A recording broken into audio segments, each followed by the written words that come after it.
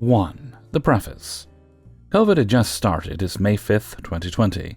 People are partying. No one really cares. A few noise calls. Nothing major. Until the fecal matter meets the rotary impeller. I get a call from room 425. Front desk, Wraith speaking. How may I help you? Yeah, the guy next door is trying to kill his wife or girlfriend. I can actually hear the shouting and screaming through the phone. I'll take care of that right now. Thank you for letting me know. I call 911 and the 3 cars of 5 cops show up for a domestic violence and assault call. Myself, security, and the cops go to the room. The cops knock. The drunk twit opens the door, and we can see blood all over the floor of the kitchenette. Cops make her open the door all the way and let us enter. To go into the bedroom and talk to the boyfriend or husband. 1 cop tends to her bleeding foot while 2 question her, as she declined EMS. The story as follows. We were drinking and having a good time. I dropped the glass and cut my foot, which killed the mood. My boyfriend got pissed and started yelling at me for being clumsy and getting hurt and ruining our date night. He's just a little drunk. He never hit me, and he just gets loud when he's drunk. Due to the noise and the blood, they get kicked and DNR'd. Follow them down and outside, where the cops bring the boyfriend out separately. She gets in her car and tries to drive away. Cops stop her before she gets out of the parking lot and arrest her. What the hell? Why are you arresting me? You're plainly drunk and just try to drive away in front of 5 cops. Internally, I'm laughing maniacally. I go back up to the room to see what damage was done and to take pics. The carnage. The glass she dropped was one of the 6 in the room that they set up on the counter through, breaking them all and putting a hole in the wall from the cutting board. What I thought was water on the kitchen floor was actually spilled tequila from 3 open, now empty bottles. There were 2 more on the bedroom counter and 1 in the bathroom. Now, the one in the bathroom is special. It was one of those white clay bottles with the blue flowers painted on it that looks like a lamp or vase, and costs over $100. They couldn't figure out how to open it, so they smashed the top of the bottle against the bathroom counter. There were bits of ceramic all over the bathroom. This bitch had also walked over the king bed, the comforter, the pillows, the pull-out, and every towel in the room while her foot was bleeding. If it was white cloth, she got blood on it. The wall lamp cover was ripped next to the bed, and there was tequila in the fridge, microwave, and dishwasher without a bottle. I posted $1,000, and my GM posted more after repairs and replacements were done, and the room was back in service over a week later. The cherry on top. When I came back down and out to the cops to get their DL info on the case, and the GM wanted to file destruction charges, I got another surprise. Earlier, when we first went out and she tried to leave, a group of people left out the back door and jumped into a Jeep as we watched and left the parking lot. Didn't think much of it. Probably guys with hookers or there for a hookup. Why was I off? We found out they were friends of the kicked room booked by the same person, and when checked, they were trashed a bit too. All 3 rooms locked out. In walks birthday girl with her boyfriend. My key isn't working. Okay, sorry about that. What room? Room 405. The fuck, these dudes bounced. I'm sorry, but that room was locked out for trashing the room and in conjunction with another room that was kicked. But it's my birthday. Me and my friends were getting tattoos in there. She pulls down the right side of her sweatpants, waistband in front of me. Security and the 2 cops that came in to finish the report, flashing her shaved lady bits and the new tattoo that went from her hip to her inner thigh, covered in cling wrap and tape. What the fuck? Okay, can I see your ID? She hands it to me. I look at it and hand it directly to the cop. She had just turned 16. It was a learner's permit, and she was drunk. They had just got back from a walk to 7-Eleven. The cops took her and asked some questions about her artist and the other friends. The parents were called. And no, I couldn't tell you what was tattooed on her leg. It was crappy as hell, or just that weird or unfinished. I can tell you that the new public piercing she was sporting was infected. She was in for a bad time.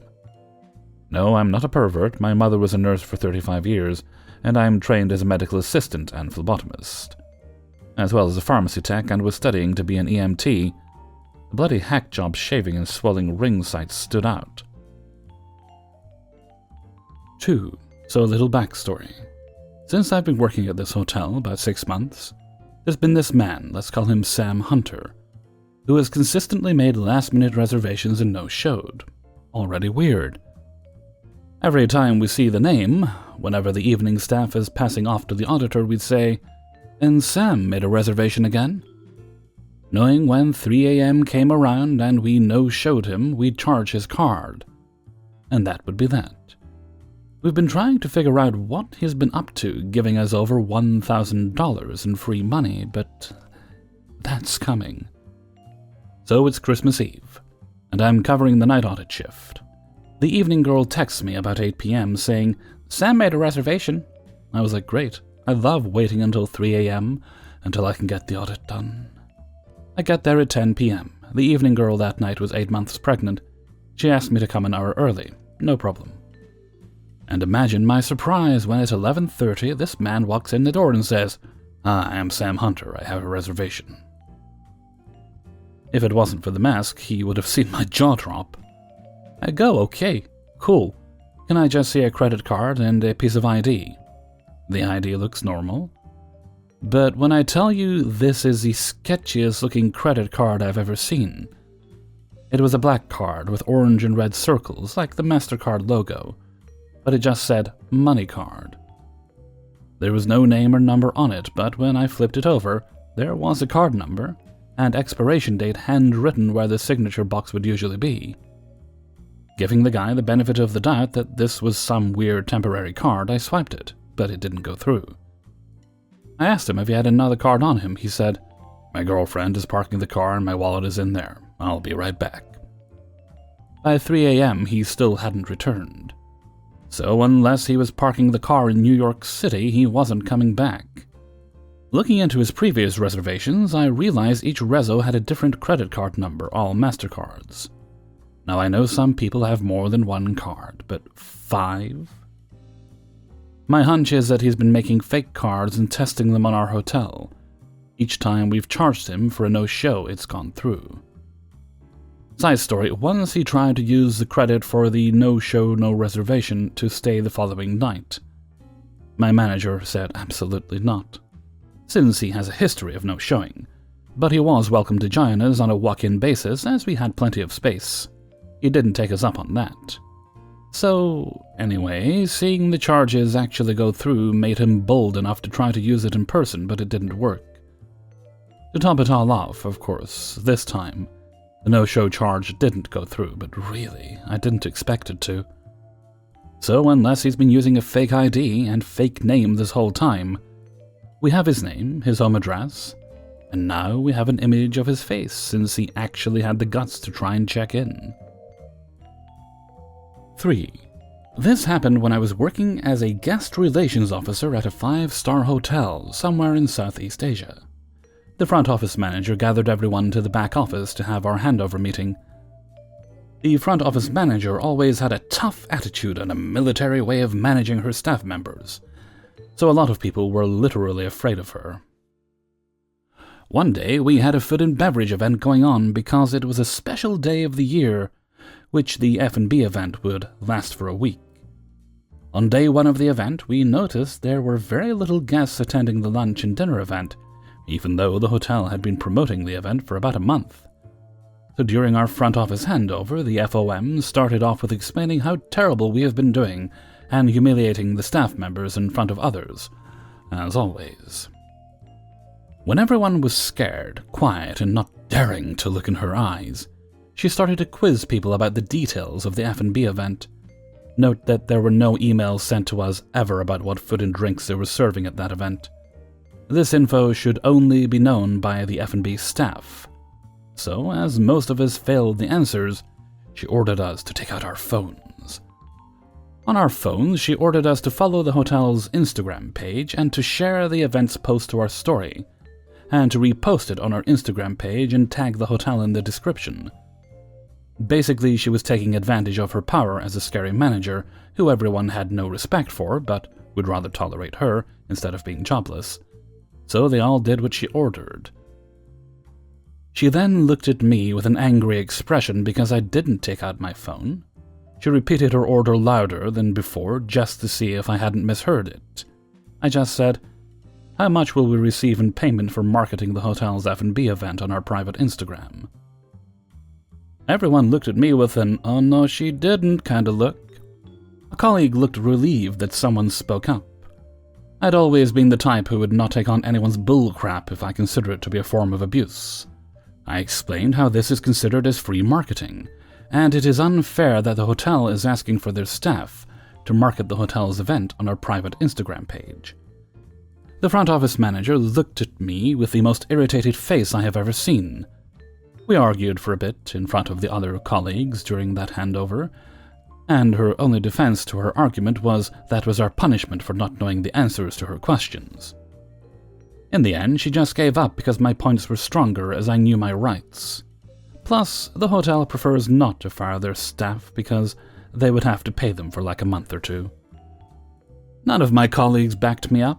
Everyone just stayed silent and followed her orders, and we all went back to our jobs once the front office manager dismissed us. She made my job a living hell from then onwards for talking back at her. She did do other things that I thought were unacceptable too. This story was just one of the things she did. I eventually talked to the human resources manager about all of her wrongdoings. The HRM just said, "I can rant and complain with him whenever I disagree with her way of managing the front office team, but he will not make any official complaint reports about her." I eventually resigned after a few months of working at that hotel. Even the finance manager thanked me on my last day for the times I had stood up for myself, because even she being the finance manager was afraid of her. The front office manager is still working at that hotel, and the front office staff turnover rate is still high, with people not tolerating her for more than 6 months. 4. Been an interesting night. I'm on hour 7 of a 12-hour shift. I've had various icky moments tonight. The first was when I was putting away laundry in a closet by our ice machine. I look over, and I see something dark gray on the ground. It looked like it might be gloves. It wasn't, it was an adult diaper. Luckily, a trash can was right next to the ice machine. I did not check to see if it was used. I ended up scrubbing my hands for 5 minutes straight. The second was when I went to clean up the lobby. A trash can by our coffee station was leaking. There was no trash bag in the can. I tried to transfer the trash to a trash bag, which ended up going all over the floor. After cleaning up, I ended up scrubbing my hands again. Third incident didn't happen with me personally. It was when I was watching the cameras in our parking lot. A guy was outside smoking. I watch him take a piss while smoking. He continues to smoke using the same hand he was holding his junk in.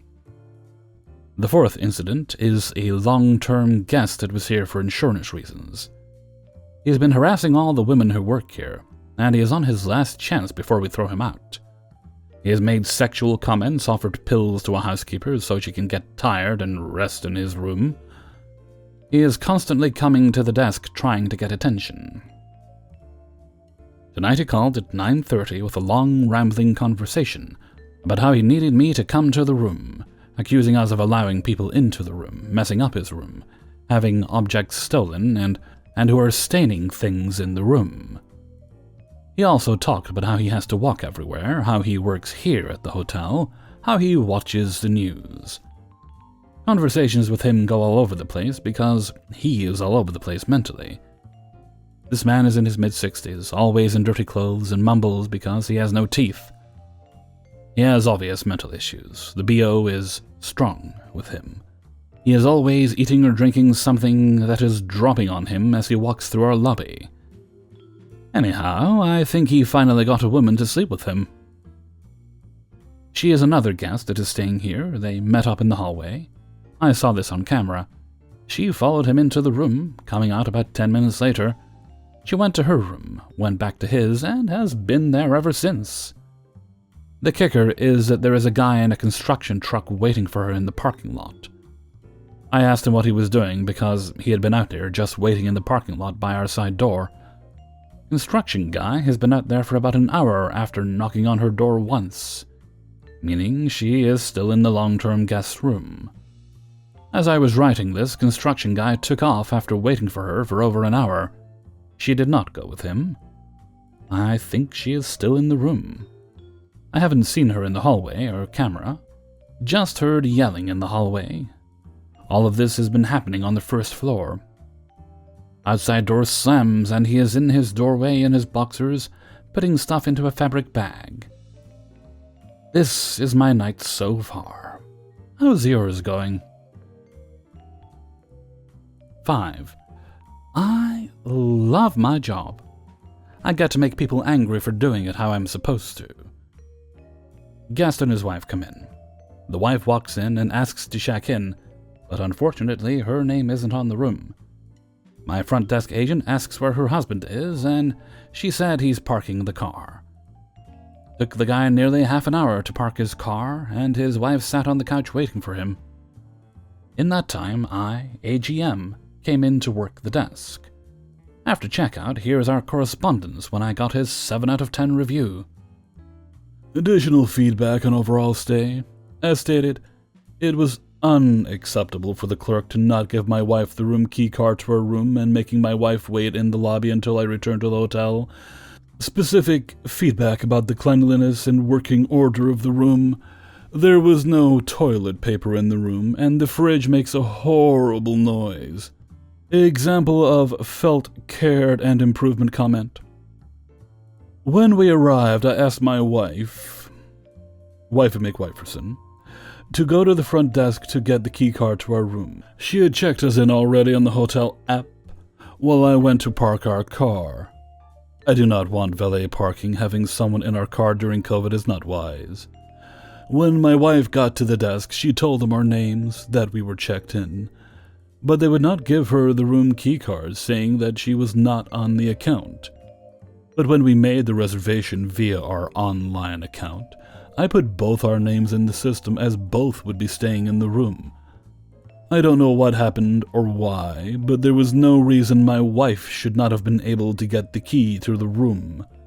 Instead, she had to sit in the lobby waiting for me to return. This is unacceptable. Next, the room we were given had no toilet paper and the fridge makes horrible noise. Part of my job as AGM is to read every single review that comes in and respond if the system prompts me. Anyone that leaves something less than a 10 has to have a response, of course. This is always fun, like the time a guest gave us a 0. When I asked why, he said it's because he never recommends anything to anyone, and he puts a 0 every time, thinking it's just a blank score instead of 0 out of 10. I sent my response with all the courtesy and customer service that I could. Reply sent. Apology. Subject. Your stay at our hotel. Dear Mr. McWiferson, thank you for completing our guest survey regarding your recent stay at our hotel. I apologize that your experience was anything less than satisfying. Unfortunately, your wife's name was not added to the reservation, and so we were unable to provide her with keys for security reasons. We take these precautions very seriously and apologize for the inconvenience it can make. It is our hope that you give us another opportunity to serve you. Again, I apologize for the inconvenience during your stay and hope to see you during your next visit. If I can provide any assistance, please contact me directly. Best regards, Father Cthulhu, Assistant General Manager of Shiny Marshmallows Hotel. Since I'm the AGM, I also get to cover our part-time audit position that is impossible to fill. So I replied to his review just before midnight, and got a response while I was still on that shift at 4:10 a.m. Subject, your stay at Shiny Marshmallow Hotel. When I made the reservation online, I put my wife's name down as she would be with me, and the reservation was for 2.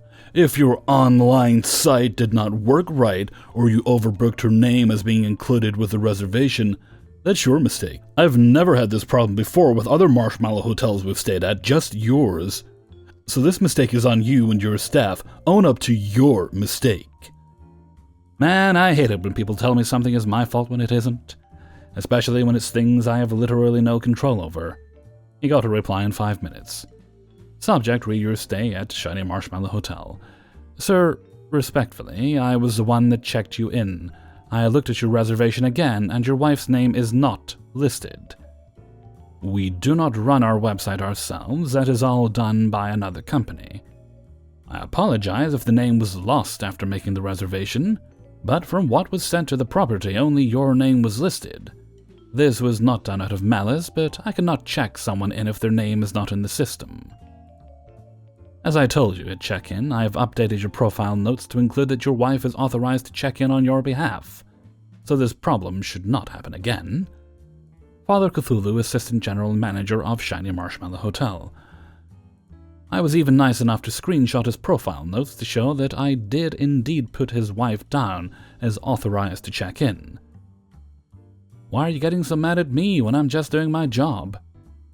I don't know your wife, sir, so if her name didn't get added, I'm sorry, but I'm just not going to take her word for it. Hey everybody, Hellfreezer here, and thank you very much for listening to Coahw, episode 79. And thank you very much to everybody who allowed me to use their stories in this video. If you could please share the video around, throw it at your neighbors, drive down to your local prisons, tell all the prisoners there about Hellfreezer, it might help rehabilitate them. I'm not saying it will, but hey, you never know.